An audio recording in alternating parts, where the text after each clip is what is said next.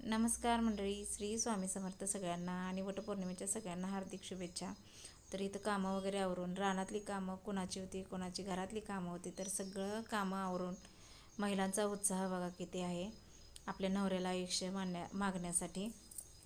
आणि मला एवढंच माहिती आहे बघा, 7 जन्म माहीत नाही, पण आहे ते जन्मी तर निदान दीर्घ आयुष्य आणि आरोग्य मागायला काय हरकत आहे.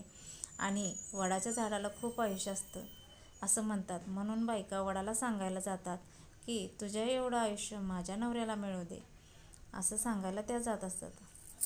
मग तिचा नवरा तिचा आदर करत असेल नसेल तरीही ती नवऱ्यासाठी आयुष्य मागायला आपलं जाते.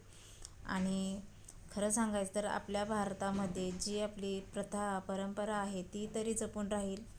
जसे की वडाच्या झाडाची पूजा, बेंदूर सणाला बैलांची पूजा, नागपंचमीला नागदेवतेची पूजा, हे आपलं सगळं निसर्गाचं देणं आहे. आणि काय मागील परंपरा रूढी याला काही लोक नावं ठेवतात, काही लोक काही पण वेडेपणा करताय असं म्हणतात.